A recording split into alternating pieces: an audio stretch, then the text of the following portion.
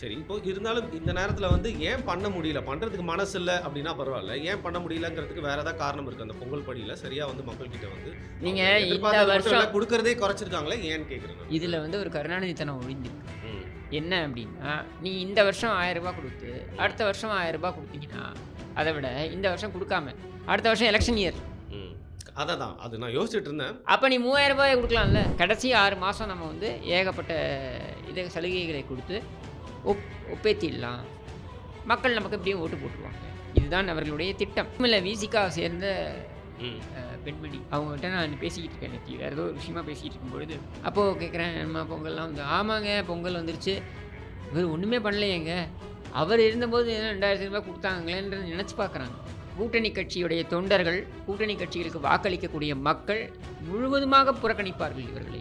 இது கண்டிப்பாக நடக்கும். என்ன ஒரு எகத்தாளம் இருந்தால் நீ சட்டமன்றத்தில் வந்து சொல்லுவேன் நிதி நெருக்கடியினால் நான் கொடுக்க முடியலன்னு சொல்லுவேன். இதையே அதிமுக சொல்லியிருந்தால் எத்தனை பெரிய பிரச்சனையை சர்ச்சையாக்கி இருப்பீர்கள் நீங்கள். உங்களுடைய கூற்றுப்படியே நீங்கள் மிகச்சிறந்த ஆட்சி நடத்துகிறீர்கள், மக்கள் உங்களை பாராட்டி கொண்டிருக்கிறார்கள் என்றால் எதிர்க்கட்சி தலைவருடைய இந்த 170 நிமிட பேச்சை ஏன் நீங்கள் ஒளிபரப்ப மறுக்கிறீர்கள் கேட்டால் பூசாமல் சொல்கிறாங்கங்க. தொழில்நுட்ப கோளாறு. கடந்த 6 முறையில் இந்த முறை தான் மிக மோசமான ஒரு ஆட்சி. அதாவது கடந்த முறையெல்லாம் பீட் பண்ணிட்டார் கருணாநிதியே வந்து மிஞ்சிட்டார் ஸ்டாலின். இதில் என்ன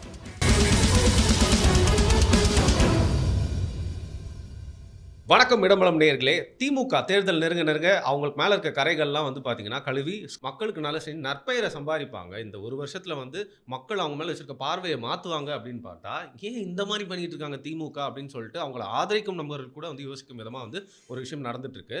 பொங்கல் படி வந்து பார்த்தீங்கன்னா, இந்த வாட்டி வந்து ரூ. 3000 குடுப்பாங்க, ரூ. 5000 குடுப்பாங்க. அது மட்டும் இல்லாம கூட சேர்த்து நெறைய பொருட்கள்லாம் குடுப்பாங்க அப்படின்னு சொல்லிட்டு மக்கள் ஆவலா எதிர்பார்த்துட்டு இருக்க நேரத்துல, திமுக அதுல சொதப்பி இருக்காங்க. அது குறித்து தான் கிஷோர் கே. சாமுவேல் கிட்ட வந்து கேட்டா தெரிஞ்சுக்க போறோம். வணக்கம். வணக்கம். ஏன் இந்த அளவுக்கு கூட வந்து அவங்களால பண்ண முடியல? ஏற்கனவே இவ்ளோ விமர்சனங்கள் இருக்கு. பொங்கல் வருது அப்படின்னா, பொங்கல் வந்து தமிழ்நாட்டுல எல்லாருமே கொண்டாடுறாங்களா அப்படின்னு கேட்டா, பெரும்பான்மையா மக்கள் கொண்டாடுறாங்க. ஆனா அந்த படி அப்படிங்கிறது எல்லா மக்களுக்கும் கொண்டு போய் சேர்க்கணும் இல்லையா? எல்லா மக்களுக்கும் கொண்டு போய் சேரும். எல்லாருமே பயன்பெறுவாங்க. நம்ப சம்பாரிப்போங்க, எங்களாலேயே எல்லா புரோவிஷனும் வாங்கிக்க முடியும் அப்படின்னு சொல்றவங்க கூட அத விட்டுற மாட்டாங்க. அத அவங்க வாங்கி வந்து செலவு பண்ணுவாங்க. இல்ல அவங்க யாருக்காவது வாங்கி கஷ்டப்படுறவங்களுக்கு குடுப்பாங்க. அப்படி இருக்கிறப்போ இது ஒரு பேசு பொருளா எல்லா குடும்பங்கள்லயும் ஆயிருக்கு. ரேஷன் கார்டு ஹோல்ட் பண்ற எல்லாருக்குமே இது வந்து கண்டிப்பா வந்து ஒரு விமர்சனமா வந்து திமுக அரசாங்கத்து மேல ஏற்பட்டிருக்கு. ஏன் சொதப்புனாங்க? இல்ல அது மக்கள் மேல இருக்கக்கூடிய அதீத நம்பிக்கைன்னு சொல்லலாம். அதாவது மக்கள் ஆட்சியாளர்கள் மீது வைத்த நம்பிக்கை அப்படின்றது போய், இப்போ மக்கள் மீது அவர்கள் நம்பிக்கை வைக்க ஆரம்பிச்சுட்டாங்க. எது செஞ்சாலும் நமக்கு இந்த ஜனம் ஓட்டு போட்டுருவாங்க அப்படின்ற ஒரு நம்பிக்கை தான் 1. 2வது என்ன விளையாடியிருக்காங்க அப்படின்னு பார்த்தீங்கன்னாக்க, இந்த ரூ. 1000 மாத தொகை கொடுத்துட்ருக்காங்களே, ஊக்கத்தொகை கொடுத்துக்கிட்டு இருக்காங்க இல்லையா? இந்த மாத ஊக்கத்தொகையை இவர்கள் முன்பணமாக இப்போ கொடுத்துட்டாங்க.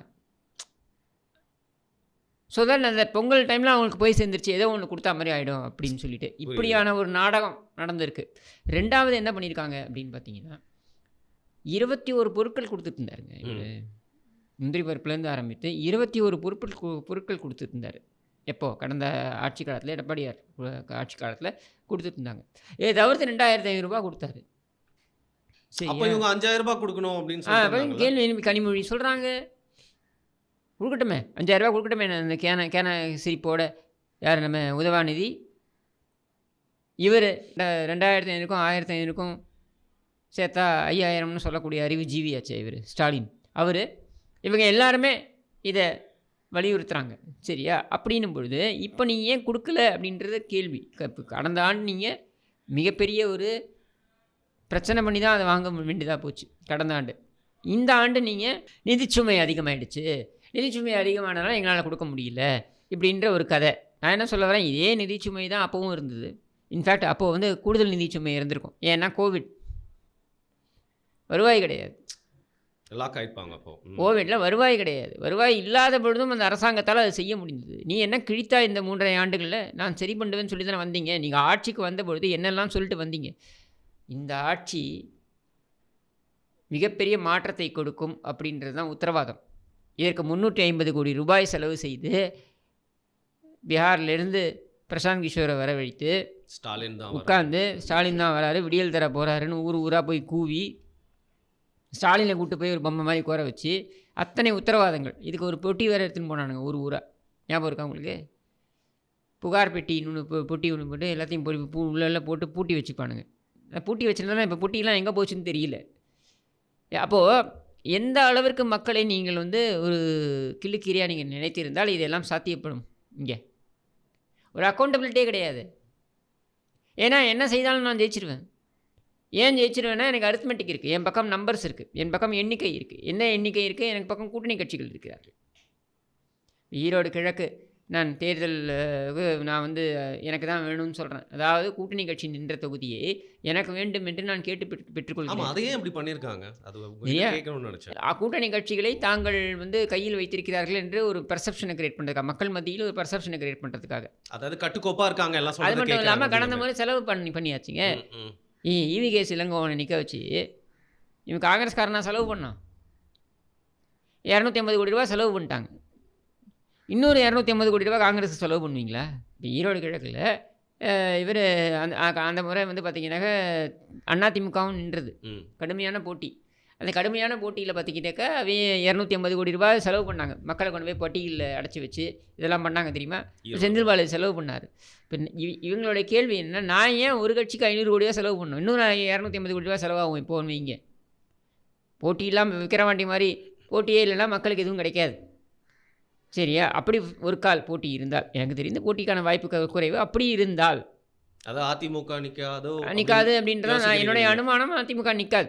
பட் என்னுடைய கேள்வி என்னன்னா, மக்களுக்கு ஏதாவது வரணுன்றதுனால அதிமுக வந்து இல்லைங்க. சரி, நீங்கள் இது ஒரு கேலி கூத்தாவுதுக்காக வரல, ஈரோடு மக்களுக்காக தான் வந்துட்டு இது ஒரு கேலி கூத்தாகுது இல்லை? இந்த கேலி கூத்துலையே நம்ம வந்து பங்கேற்கணும் அப்படின்னு அவங்க நினைக்கிறது நியாயம்தான். நம்ம இங்கே சொல்லக்கூடியதுன்னா, இவர் அப்படி யோசிச்சிருப்பார், நான் ஏன் செலவு பண்ணோம், தண்ட செலவு. இளங்கோவன் பையனை நிற்க சொல்லி நீங்கள் தீர்மானம் போடுவீங்க. இளங்கோவன் பையன் முதல்ல நின்னார், அதுக்கு கட்சிக்காரன் உழைச்சான், அவர் இறந்துட்டார்.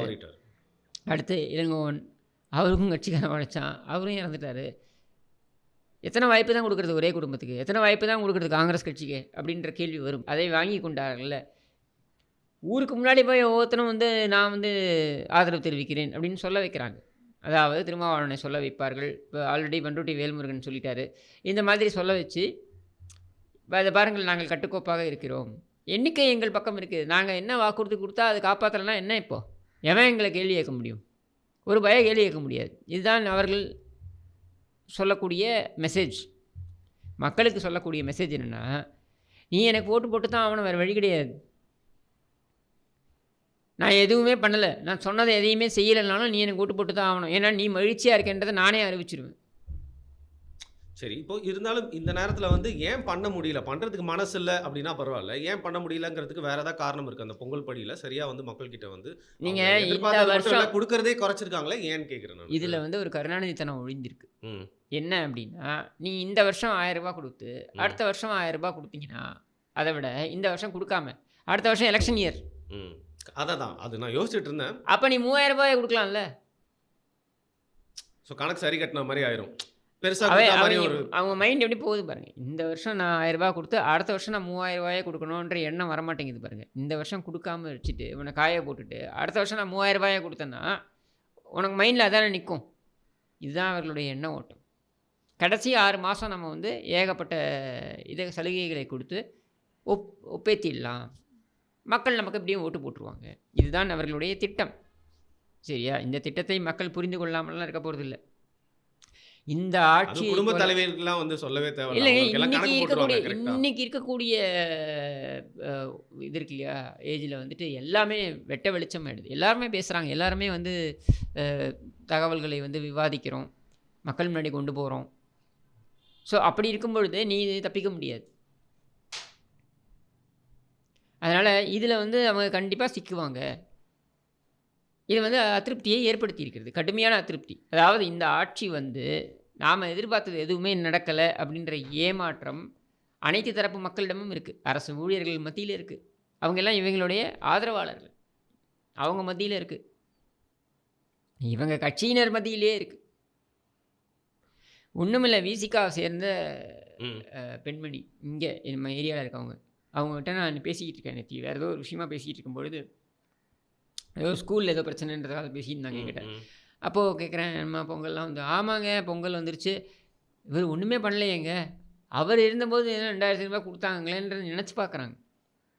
இத்தனைக்கும் அவங்க விசிகா, விடுதலை சிறுத்தைகள் கட்சி. அப்போ கீழ்மட்டத்தில் இருக்கிறவங்க என்ன நினைக்கிறாங்க, இந்த ஆள் வந்து வேஸ்ட்டு, இவர் வரதுனால ஒரு பிரயோஜனமும் கிடையாது, தலைவர் எதிரியோ போய் மாட்டிக்கிட்டாரு. இதுதான் அவங்களுடைய எண்ண ஓட்டம். அதாவது திருமாவளவனை சொல்கிறாங்க. திருமாவளவன் ஏதோ ஒரு விஷயத்தில் மாட்டிக்கிட்டார் போல இருக்கு, அதனால் வரமாட்டேங்கிறாரு. ஆனால் வந்து இவரோட இருந்தார்னா நான் கூட ஓட்டு போட மாட்டேன்னு தெளிவாக சொல்கிறாங்க. நான் பொய் சொல்லி மிகைப்படுத்தி ஏதோ இங்கே பேசணுன்றதுக்காகலாம் பேசலை, உண்மையே சொல்கிறேன். இதுதான் மைண்ட் செட் இங்கே இருக்கக்கூடிய மக்களுடைய. அதனால தான் நான் ரொம்ப என்ன சொல்கிறது, கான்ஃபிடெண்ட்டாக சொல்கிறேன். என்ன, கூட்டணி கட்சி தலைவர்கள் வேண்டுமானால் திமுகவுடன் இருக்கலாம், கூட்டணி கட்சியுடைய தொண்டர்கள், கூட்டணி கட்சிகளுக்கு வாக்களிக்கக்கூடிய மக்கள் முழுவதுமாக புறக்கணிப்பார்கள் இவர்களை. இது கண்டிப்பாக நடக்கும். என்ன ஒரு எகத்தாளம் இருந்தால் நீ சட்டமன்றத்தில் வந்து சொல்லுவேன், நிதி நெருக்கடி இதனால் நான் கொடுக்க முடியலன்னு சொல்லுவேன். இதையே அதிமுக சொல்லியிருந்தால் எத்தனை பெரிய பிரச்சனையை சர்ச்சையாக்கி இருப்பீர்கள் நீங்கள். சரி, ஏன் நிதி நெருக்கடி? சரியான வந்து அட்மினிஸ்ட்ரேஷனில் 3.5 ஆண்டுகளாக என்ன பண்ணிட்டு இருந்தீங்க கேட்டால் மத்திய அரசாங்கம் தரவில்லை, மத்திய அரசாங்கம் தரவில்லை என்பது பச்சை பொய். பொய். சரியா? இவர்கள் வந்து தப்பிப்பதற்காக இது மத்திய அரசாங்கம் பாஜக உள்ளே வந்துடும், இது போன்ற பொய்களை இவர்கள் தொடர்ந்து சொல்லி கொண்டிருக்கிறார்கள். என்ன தொகுப்பை வழங்கி கொண்டிருந்ததோ மத்திய அரசாங்கம் கடந்த 10 வருஷம் என்ன வழங்கிட்டு இருந்தாங்களோ அதான் இப்போவும் வழங்கிட்டு இருக்காங்க. அதே விகிதாச்சாரம், அமௌண்ட் இன்க்ரீஸ் ஆகிருக்கும், பட் அதே ப்ரொபோர்ஷனட்டாக இன்க்ரீஸ் ஆகிருக்கும். அப்படின்னும் பொழுது ஏன் பொய் சொல்கிற? நான் கேட்குறேங்க, இதை வந்து முன்னாடியெல்லாம் இப்படி பொய் சொல்லும் பொழுது நீங்கள் பொய் உரைக்கிறீர்கள் அப்படின்னு எழுந்து ஒரு எதிர்கட்சி தலைவர் பேசினா அதை ஒளிபரப்புவாங்க. ஒளிபரப்புறதே கிடையாது. போட்டு காட்டுறாங்களே எல்லாரையும். யார் அந்த சார் பேட்ச் எல்லாம் அலோவ் பண்ணியிருக்காங்களேங்க சட்டமன்றம்? வேற வழியே கிடையாது, நீ அலோவ் பண்ணி தானே ஆகணும். நீ குட்கா பேக்கெட்டே கொண்டு வந்திய சட்டமன்றத்துக்குள்ளே, அது சட்டப்படி குற்றம், இது சட்டப்படி குற்றம் இல்லையே. 170 நிமிடங்கள் பேசியிருக்கிறார் எதிர்கட்சி தலைவர், 170 நிமிடங்கள் பேசியிருக்கிறார் ஒரே நாளில் சட்டமன்றத்தில். ஏன் நீங்கள் அதை ஒளிபரப்பலை? என்ன பிரச்சனை உங்களுக்கு ஒளிபரப்புறதில்ல? உங்களுடைய கூற்றுப்படியே நீங்கள் மிகச்சிறந்த ஆட்சி நடத்துகிறீர்கள், மக்கள் உங்களை பாராட்டி கொண்டிருக்கிறார்கள் என்றால் எதிர்கட்சி தலைவருடைய இந்த 170 நிமிட பேச்சை ஏன் நீங்கள் ஒளிபரப்ப மறுக்கிறீர்கள் கேட்டால் கூசாமல் சொல்கிறாங்கங்க, தொழில்நுட்ப கோளாறு. எப்படி எதிர்கட்சி தலைவர் உட்காந்துருக்காரு, அதே வரிசையில் கொஞ்சம் முன்னாடி வந்து பண்ருட்டி வேல்முருகன் உட்காந்துருக்காரு, அவர் பேசுகிறது தொழில்நுட்ப கோளாறு ஏற்படலையா, ஆனால் எதிர்கட்சி தலைவர் பேசுகிறது தொழில்நுட்ப கோளாறு ஏற்படுதான். இது நம்புற மாதிரி இருக்கா? இதை கூட மீடியா எடுத்து விவாதிப்பதில்லை. எந்த மீடியாவாக விவாதிச்சுதா? 170 நிமிடங்கள் ஒரு எதிர்கட்சி தலைவர் பேசியிருக்கிறார் என்று நீங்கள் யோசிச்சு பாருங்கள். கடந்த 2006-2011 ஆட்சி காலத்தில் கருணாநிதியுடைய மைனாரிட்டி கவர்மெண்ட்டு, அப்போது வந்து எதிர்கட்சியில் அதிமுக எல்லாரையுமே அனைத்து எதிர்கட்சியினரும் வந்து பண்ணிட்டாங்க, சஸ்பெண்ட் பண்ணிட்டாங்க. சரியா? சஸ்பெண்ட் பண்ணதுக்கப்புறம் அன்றைக்கி இவங்க போகலைன்றதால இவங்கள சஸ்பெண்ட் பண்ண முடியாது, ஏன்னா அன்றைக்கி அவங்க சட்டமன்றத்துக்கு போகலைன்னு. அடுத்த நாள் தனி ஆளாக சட்டமன்றத்துக்கு போனார். அதை ஒளிபரப்பினாங்க. நாங்கள் அந்த டைமில் அதை ஒளிபரப்பினாங்க. அப்போவே ஒரு ஹீரோயிக் மொமெண்ட்டாக இருந்தாலும் சரி, பார்த்து யாருமே வந்து இன்ஸ்பயர் ஆகிடக்கூடாதுன்னு நினைக்காம ஒளிபரப்பினாங்க. அதனால தான் இவங்க இப்போ பண்ண மறுக்கிறாங்கன்னு தான் நான் எடுத்துக்கிறேன். அதாவது நீங்கள் ஒளிபரப்பவே இல்லை, இரிட்டேட் பண்ணிட்டீங்கன்னாக்கா யாரும் கேள்வி கேட்க முடியாதுல்ல. இதில் பார்த்தீங்கன்னாக்கா இவங்களே பரப்பி விடுவாங்க. எது கூட இருக்கக்கூடிய கட்சிகளை வைத்து எதிர்கட்சி தலைவர் அரசியலே செய்கிறதில்ல. இல்லை 170 நிமிடம் பேசியிருக்காரு, ஏன் அதை ஒளிபரப்ப மறுக்கிறீங்க? ஏன் கருப்பு சட்டை அணிந்து வந்தால் நாங்கள் அதை ஒளிபரப்ப மாட்டோம், உங்களை காண்பிக்கவே மாட்டோம்? கேள்வி கேட்குறாருங்க. இப்போ கேபி முனுசாமி கேள்வி கேட்குறாரு, அவரை காட்ட மாட்டேங்கிறாங்க. அப்பாவை காமிக்கிறாங்க, அமைச்சரை காமிக்கிறாங்க. எஸ்பி வேலுமணி கேள்வி கேட்குறாரு, அவரை அப்பாவை காமிக்கிறாங்க, அமைச்சரை காமிக்கிறாங்க, அவரை காட்ட மாட்டேங்கிறாங்க. ஏனென்றால் நீங்கள் கருப்பு சட்டை அணிந்து வந்தால் நாங்கள் காண்பிக்க மாட்டோம். என்ன இது அயோக்கியத்தனம்? அப்போ இந்த ஏமாற்றம் இந்த மக்களுக்கு ஏற்பட்டிருக்கிறது அப்படின்ற உணர்வு மக்களுக்கு வர துவங்கி விட்டது. அவங்க காத்துக்கிட்டு இருக்காங்க. இன்றைக்கி நீங்கள் இந்த ஈரோடு பை எலெக்ஷனை வச்சுக்கிட்டு நாங்கள் பாருங்கள் எங்கள் ஆட்சிக்கான அங்கீகாரம்னு நீ பேசிக்கலாம். இதே மாதிரி தான் நீங்கள் பெண்ணாகரத்துலேயும் நாங்கள் பாருங்கள் அதிமுக டெபாசிட் இழந்து விட்டது. இப்போ 2010 அதிமுக வந்து பெண்ணாகரத்தில் டெபாசிட் இழந்து விட்டது, நாங்கள் தான் வந்து வரப்போகிறோம். பாருங்கள் 2வது இடத்துல வந்து பாமக அப்போ போட்டிக்கிட்டுதுன்னு நினைக்கிறேன், அவங்க வந்துட்டாங்க. அந்த பாமகவே எங்களுடன் கூட்டணியில் இருக்குது அப்படின்னு இவங்க வந்து கொக்கரித்தார்கள். 2011 என்ன ஆச்சு? வழிச்சிக்கிட்டு போச்சா? அதுதான் இப்பவும் நடக்க போகுது. சரி. ஆனால் கடந்த முறை 2011 ம். ஒரு சில எம்எல்ஏ தொகுதிகளாவது கூட்டணி கட்சிகள் வெற்றி பெற்றார்கள். அது கூட இல்லாத ஒரு நிலை வரப்போகுது. இது சத்தியமான உண்மை.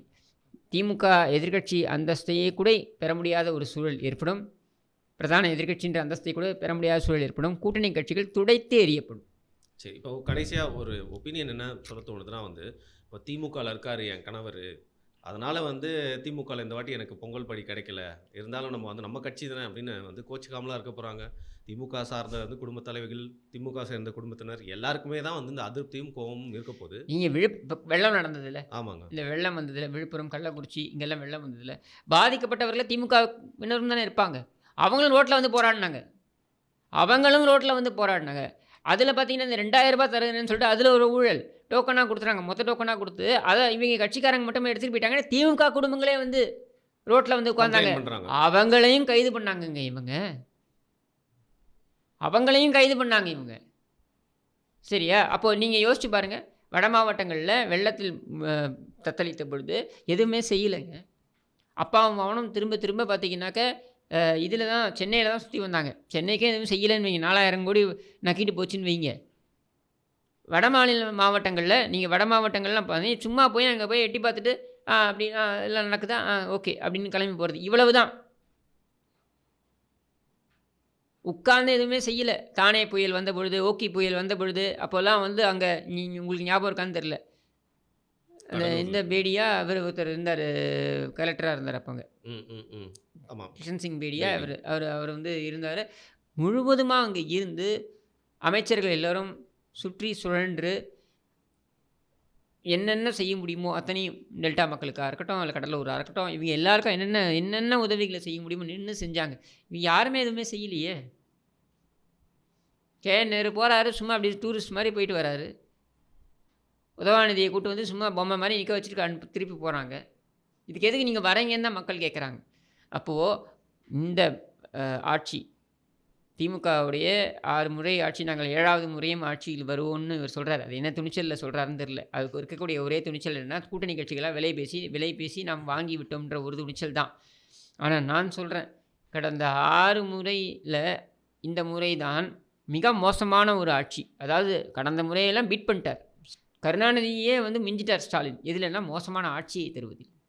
ஓகே. ஸோ வந்து பொங்கல் பானை தான் வந்து பொங்கணும். ஆனால் மக்கள் மனசில் வந்து கோவமாக வந்து பொங்கியிருக்கு இந்த பண்டிகைக்கு முன்னாடி. அதுக்கு திமுக ஆட்சி வந்து ஒரு அதை காரணம். பற்றி அவர் கவலையே பட மாட்டாங்க. என்ன வந்த முதல் ஆண்டே ஒழுகிய வெள்ளத்தை கொடுத்தாங்க. ஒழுகுதுன்னு வேறு கம்ப்ளைண்ட் பண்ணுவீங்களா? உங்களுக்கு ஒன்றுமே கிடையாது போடா அப்படின்ட்டு. இப்போ வெறும் 3 பொருட்கள் மட்டும்தான். ஒரு கரும்பு துண்டு, சர்க்கரை, அப்புறம் இது அரிசி, அவ்வளவுதான். வேறு எதுவுமே கிடையாது. 21 பொருட்கள் இங்கே, 2500 ரூபாய் எங்கே, இது எங்கே? இல்லை தன்மானத்தை பார்த்து இதை வாங்காமல் போகிறதா, இல்லை நம்ம உரிமை இது வாங்கிட்டு போகிறதான்ற குழப்பத்தில் இல்லை, நம்ம உரிமையை நம்ம வாங்கிட்டு தான் வரணும். ஏன் நம்மளுடைய இவனுங்க வந்து வருஷத்துக்கு 30,000 கோடி 40,000 கோடி ஊர் பணத்தை அடிச்சுக்கிட்டு இருக்கானுங்க. நம்ம வரி கட்டுறோம். நம்ம வந்து நம்மளுடைய பணம் தான் அது, மக்களுக்கு கொடுக்க வேண்டிய பணம். கண்டிப்பாக நம்ம வாங்கணும். அதில் ஒன்றும் மாற்று கருத்து கிடையாது. ஆனால் இதையெல்லாம் மக்கள் புரிந்து கொள்ளாமலேயா இருப்பார்கள்? கண்டிப்பாக புரிஞ்சு தான் இருப்பாங்க. சரி, நீங்கள் சொன்ன மாதிரி அடுத்த பொங்கல் எவ்வளோ கொடுத்தாலும் மக்கள் இதை மறந்துடக்கூடாது அப்படின்ற சொல்லிட்டு மிக்க நன்றி உங்களோட பதில்களுக்கு.